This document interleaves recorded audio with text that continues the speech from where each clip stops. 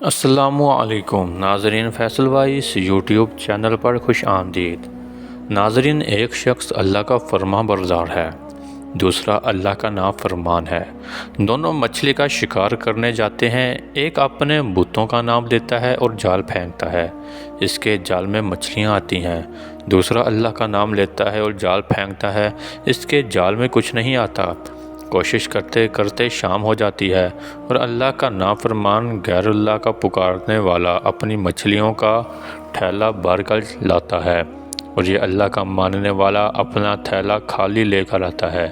اللہ کا فرشتہ کرامن کاتبین، حساب و کتاب لکھنے والا فرشتہ غمگین ہوتا ہے اور عرض کرتا ہے کہ اے اللہ، وہ تیرا نام لینے والا خالی ہاتھ آ رہا ہے اور تیرے دشمنوں کا نام لینے والا مچھلیوں سے بھرا ہوا تھیلا لا رہا ہے۔ اس پر اللہ رب العزت فرشتے کو ان دونوں کا آخرت میں ٹھکانہ دکھاتے ہوئے کہتے ہیں کہ دیکھ، جو مچھلیاں بھر کے لا رہا ہے اس کا ٹھکانہ جہنم ہے۔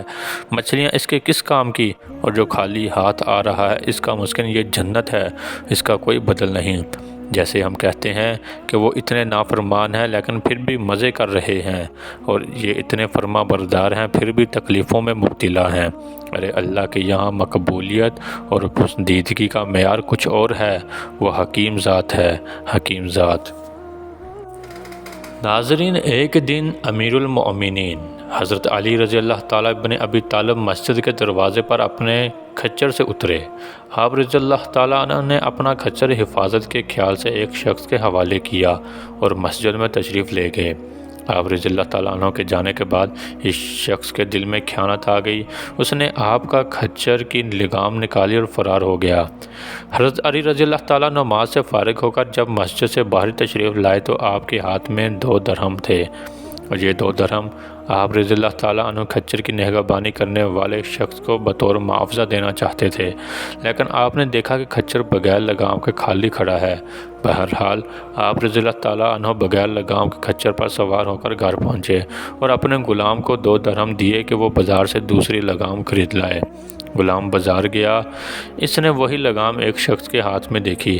پوچھنے پر معلوم ہوا کہ ایک شخص یہ لگام 2 درہم میں بیچ گیا ہے۔